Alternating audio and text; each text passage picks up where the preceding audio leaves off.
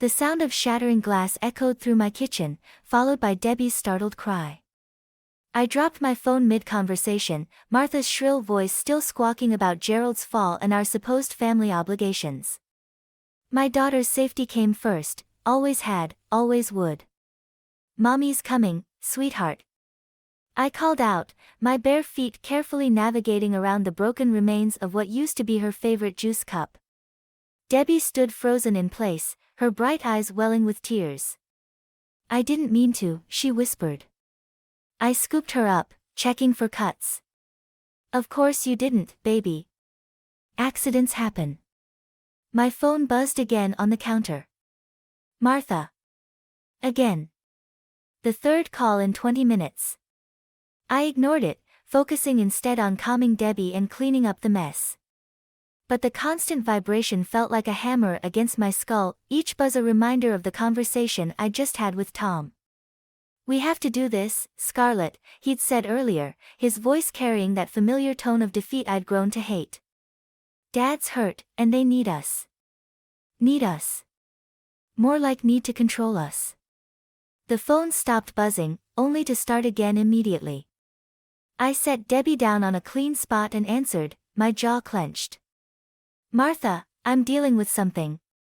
"Tom's already agreed," she cut in. "We're clearing out the guest room as we speak. Gerald needs his family close now." My free hand gripped the counter until my knuckles turned white. "We haven't discussed this properly as a family yet." "What's there to discuss? This is what families do, Scarlett. Unless you're suggesting we abandon Gerald in his time of need?" The manipulation was so obvious it made my teeth ache. 5 years of marriage to Tom had taught me that arguing with Martha was like trying to nail Jell-O to a wall, messy and pointless. But moving into their house, subjecting Debbie to their daily criticism and control? "We'll talk about this when Tom gets home," I managed, keeping my voice level. "There's nothing to talk about. Tom understands his responsibilities. I expect you both here by the weekend." The line went dead before I could respond. I stared at my phone, fighting the urge to throw it across the room. Debbie tugged at my pants leg, her small face concerned. "Mommy? Are you mad?" I forced a smile, but inside, something shifted. Something hardened.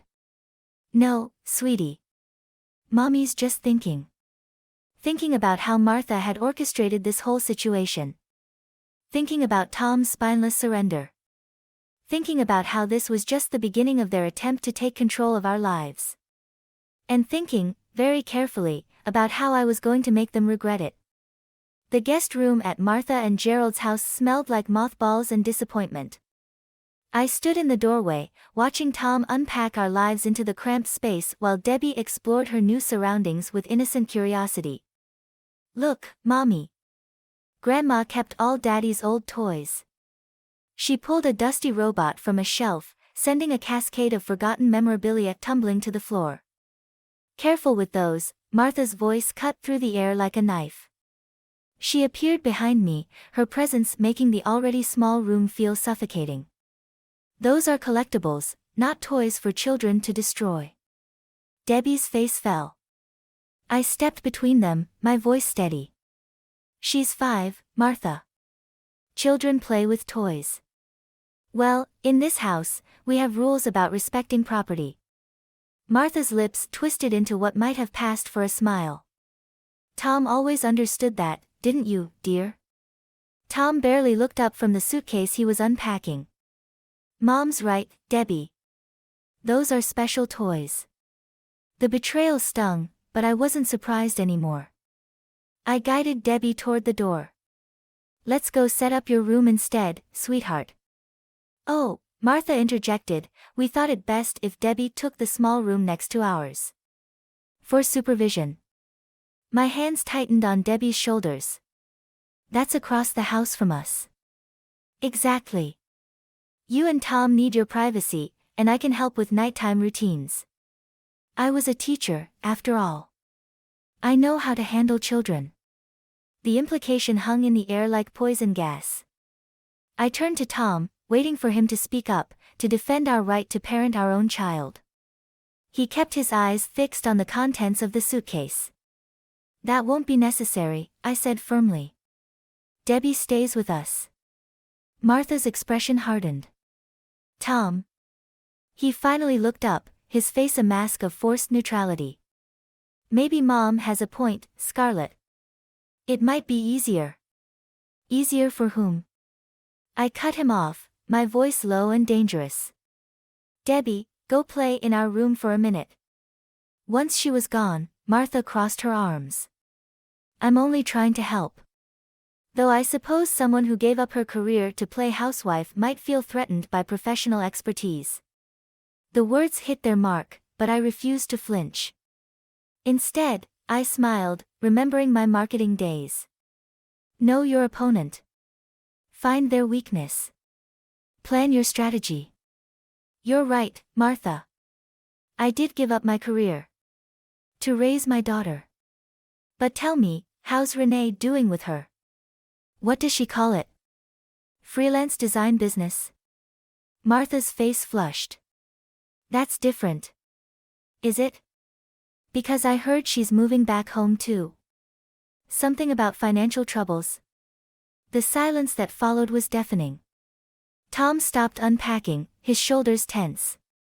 Martha's mouth opened and closed like a fish out of water. I picked up Debbie's fallen robot and placed it carefully back on the shelf. We'll keep our daughter's room next to ours, thank you. The sound of Renee's laughter drifted up from the kitchen, mingling with Martha's conspiratorial whispers. I paused at the top of the stairs, my hand gripping the banister. 3 weeks in this house, and I'd learned to recognize the sound of my name being dragged through the mud. She's completely lost control of Debbie, Renee was saying. Did you see how the kid acted at dinner? My daughter had simply asked for more juice. Apparently, that qualified as poor parenting in the court of Martha and Renee. Tom's finally seeing it too, Martha replied. He mentioned looking into that private school I suggested. The one with the strict discipline policy. The betrayal hit like a physical blow. Tom and I had explicitly agreed, no private school. Debbie was thriving in her current environment. I started down the stairs, ready to confront them, when Gerald's gruff voice joined the conversation. Speaking of control, Renee, when are you planning to tell your mother about the business loan? Silence fell like a hammer. I froze mid-step. Daddy, please. $30,000, Martha. Our retirement savings, gone. And now she needs more. It's an investment, Renee protested. The business is just taking longer to fail?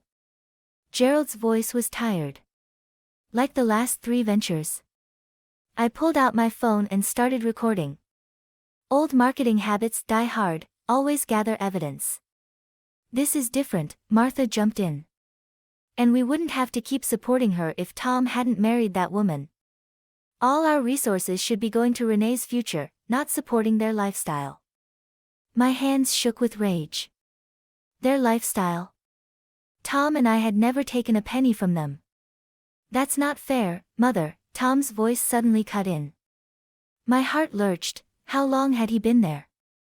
Scarlett and I are living in our house, eating our food, Martha finished. While your sister struggles alone. She's not exactly alone with Lucas, Tom replied. Speaking of which, does he know about the loan? Another heavy silence. He thinks it's my savings, Renee admitted. He can't know, Tom. He thinks I'm successful. If he finds out. He won't, Martha assured her. As long as everyone keeps quiet. Tom, you haven't mentioned this to Scarlett, have you? The pause before his answer felt eternal. No, he said finally. She doesn't know anything. I stopped the recording, my thumb hovering over the delete button. Then I thought of Debbie, of private schools and strict discipline policies, of all the decisions being made behind my back. I saved the file instead. Sometimes the best revenge isn't about destroying someone's life. It's about waiting for the perfect moment to let them destroy themselves. Lucas showed up unannounced during Sunday dinner, carrying an expensive bottle of wine and wearing the eager smile of someone desperate to belong. I watched Renee's face drain of color as Martha ushered him in, noting how her hands trembled when he kissed her cheek. "I thought you were in Chicago until Wednesday," Renee stammered. "Wrapped up early. Thought I'd surprise you." He handed the wine to Martha. Chateau Margaux, 2015. A little celebration for the success of Renee's new design studio. My phone felt heavy in my pocket, the recorded conversation about Renee's failed business burning like a loaded gun. I caught Gerald's eye across the table. He looked away first. "How thoughtful," Martha chirped, but her smile was brittle. "Tom, get the good glasses." Tom stood, pausing behind my chair. His hand brushed my shoulder, a warning or a plea. I shrugged it off. "Actually," Lucas continued, pulling out a chair next to Renee, "I have another surprise. I've been talking to my firm about bringing Renee on as our lead designer. Her portfolio is incredible." Debbie knocked over her water glass. The splash barely registered as I watched the color drain from Martha's face. That's wonderful," Renee managed, her voice thin. "But I'm really focused on building my own brand right now." "With the 30,000 you borrowed from your parents?" The words left my mouth before I could stop them. The room went silent except for the steady drip of Debbie's spilled water hitting the floor. "Scarlett," Tom warned. Lucas frowned. "What 30,000? "Nothing," Renee cut in quickly. Scarlett's confused. "I haven't borrowed anything." I pulled out my phone, thumb hovering over the recording. One press and it would all come crashing down. I looked at Debbie, innocently sopping up water with her napkin, unaware of the tension crackling around her. "My mistake," I said finally, sliding the phone back into my pocket. "Must have misheard something." The relief on Martha's face was almost comical. But as I helped Debbie clean up the spill, I caught a glimpse of something else in Renee's eyes, not gratitude, but contempt. She thought I'd backed down out of weakness. She was wrong. Sometimes the best revenge isn't a quick explosion, but a slow burn. Let them think they're safe. Let them keep building their house of lies. I'd wait until they were all inside before striking the match. "More wine?" I offered, smiling as I filled their glasses. "We should definitely celebrate." The engagement party invitation sat on the kitchen counter like a loaded weapon. Martha had planned it without consulting anyone, naturally. A grand celebration of Renee and Lucas's love, scheduled for next weekend. I was setting up my laptop at the dining room table when I overheard them in the study. "You can't keep stalling," Martha hissed. "Lucas's firm needs to see your portfolio by Monday." "I'm working on it," Renee snapped back. "Working on what?" "More excuses. The designs you showed me are amateur at best." "Mother. If Lucas sees these, he'll know you've been lying. About everything." I opened my recording app, letting it run while I typed random keys, maintaining the appearance of work. "What about Scarlett's old portfolio?" Gerald's voice joined in. "The campaigns she did for Thompson and Reed?" My fingers froze over the keyboard. "She keeps them on her laptop," Renee said slowly. "I've seen her showing Debbie the designs." "No," Martha cut in. "It's too risky." "What choice do we have?" Renee's voice cracked. "Lucas is already suspicious after that dinner. If I lose him." "You won't," Martha assured her. "We just need to be careful. Tom can help. He knows her passwords." My screen blurred as rage burned behind my eyes. 6 years of award-winning work. My legacy. And they planned to steal it, just like they'd stolen my home, my marriage, my voice. Footsteps approached. I closed the recording app just as Tom entered. "Working late?" he asked, hovering awkwardly. I smiled, thinking of all the times he'd watched me input my passwords. "Just updating my portfolio, actually." For old time's sake. His face paled slightly. Oh. Remember that campaign that won the silver anvil? I was thinking of showing it to Debbie tomorrow. She loves the animated graphics. Right, he said, too quickly. Listen, about the engagement party. I can't wait, I interrupted, standing up. In fact, I'm preparing a special presentation. A tribute to Renee's creative journey. The thread hung between us. Tom's expression shifted from confusion to realization to fear.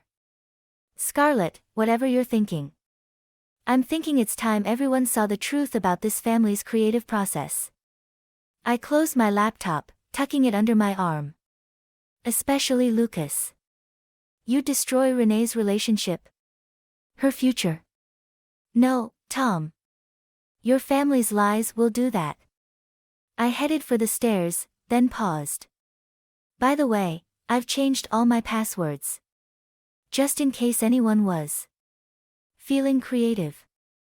I left him standing there, clutching the invitation in trembling hands, finally understanding that he'd created something he couldn't control. Me. The engagement party buzzed with fake laughter and expensive wine. I stood in the corner, thumb hovering over my phone's play button, watching Martha parade Renee and Lucas around like show ponies. My laptop sat connected to the sound system, ready for the tribute presentation I'd promised. Debbie tugged at my dress. Mommy, can we go home now? Home. What a concept. Soon, baby. I smoothed her hair, catching Tom's worried glance from across the room. He'd been watching me all evening, waiting for the bomb to drop. Ladies and gentlemen, Martha clinked her glass. It's time for a special presentation about our beloved couple. My moment had arrived. I stepped forward, but Renee cut me off. Actually, she announced, gripping Lucas's hand. We have our own announcement first. She beamed at the crowd. We're pregnant. The room erupted in cheers. Martha's face lit up with genuine joy, something I'd never seen directed at me or Debbie. Lucas looked shell-shocked but happy, while Tom stared at me with pleading eyes. My finger trembled over the play button. One press and it would all come crashing down. The lies, the theft, the manipulation. I'd destroy not just Renee's reputation and relationship, but her unborn child's future too. Isn't it wonderful? Martha appeared beside me, her voice dripping honey-coated venom. Now Lucas is truly trapped, committed to the family.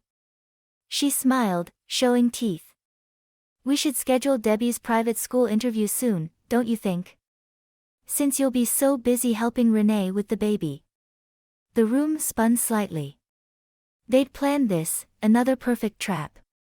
If I exposed them now, I'd be the monster who destroyed a young family. If I stayed silent. Mommy? Debbie's small hand found mine. I don't want to go to a different school. I looked at my phone, then at my daughter. The recordings suddenly felt heavy, toxic. Was this really about justice anymore, or had I let their poison seep into me too? The presentation, Martha prompted, her eyes glittering with challenge. You promised us something special. I did. I promised myself I'd protect what mattered most. Actually, I said, picking up Debbie, we need to leave early. Debbie's not feeling well. Running away.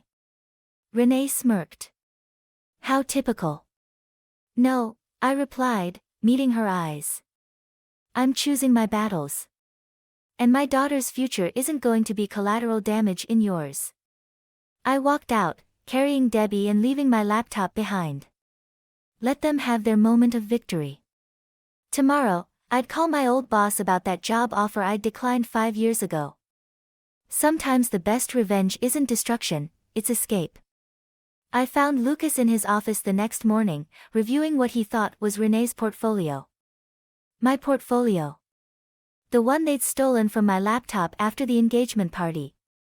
Impressive work, he said, gesturing to the campaigns on his screen. The Thompson and Reed campaign especially. It should be.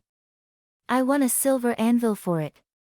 I placed my phone on his desk, recordings ready. His smile faltered. I don't understand. Ask your fiancée about her creative process. I pressed play. Martha and Renee's voices filled the room, discussing their plan to steal my work. Lucas's face drained of color as the conversation continued, revealing the loan fraud, the lies, the manipulation. There's more, I said, but he held up his hand. Stop. He stared at the portfolio, connecting dots. The pregnancy? I met his eyes. Ask her. His phone buzzed, Renee's face lighting up the screen. He declined the call. Why are you showing me this? Because someone in this family should hear the truth for once. I stood to leave. What you do with it is your choice. The door burst open. Renee rushed in, Martha close behind. They froze when they saw me. What's she doing here? Renee demanded. Lucas turned his screen toward her. Explaining your portfolio. Or should I say, Scarlett's portfolio. It's not what you think, Renee started. The baby, he cut in. Is that a lie too? Martha stepped forward. Now, Lucas, let's discuss this like family. Family? I laughed. Is that what you call this web of lies you've woven? The manipulation? The theft? You're just jealous, Renee spat. You gave up your career to play mommy.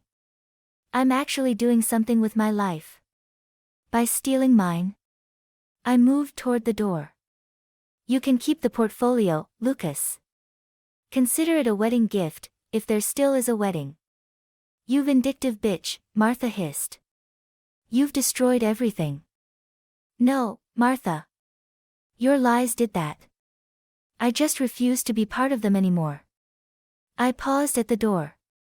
Oh, and I've already accepted a position at Thompson and Reed. As creative director.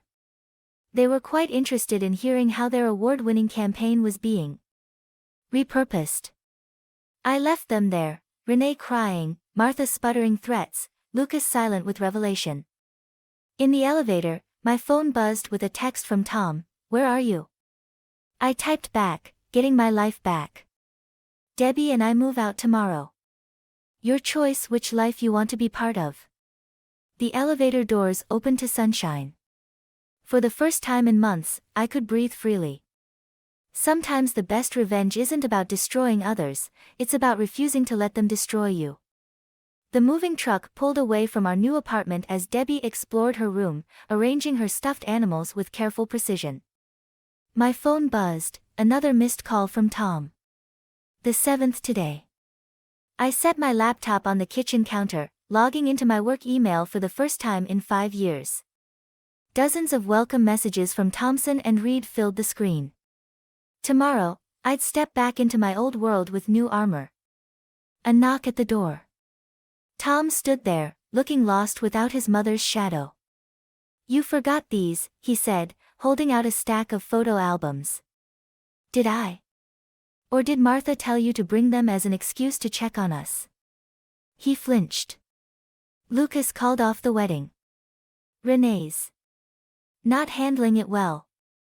That's not my problem anymore. She's pregnant, Scarlett. For real this time. I let that sink in. Still not my problem. Mom wants to apologize. She says. Stop. I held up my hand. Do you remember what you said when you proposed? That you'd always choose us, me and our future children, over everything else? He nodded, eyes down. You lied. Every day for 5 years, you chose them over us. Over Debbie. I can change, he whispered. Maybe. But I already have. I gestured to the apartment. This is what choosing us looks like, Tom. This is what protection looks like. Daddy. Debbie ran out, hugging his legs. My heart clenched, but I stayed firm. Hey, princess. He knelt, pulling something from his pocket.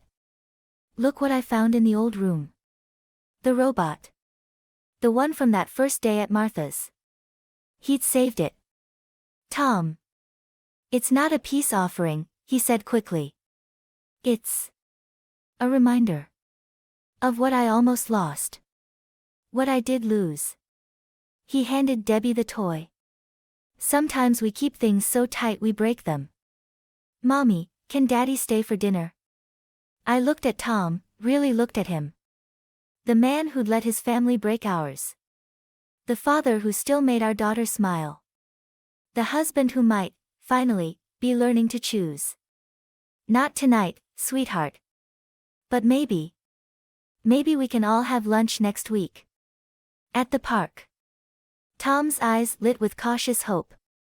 I'd like that. After they said goodbye, I watched Debbie play with the robot, making it dance across her new room. The toy that once symbolized control now represented something different, the possibility of change, the price of freedom. The complex nature of love and revenge.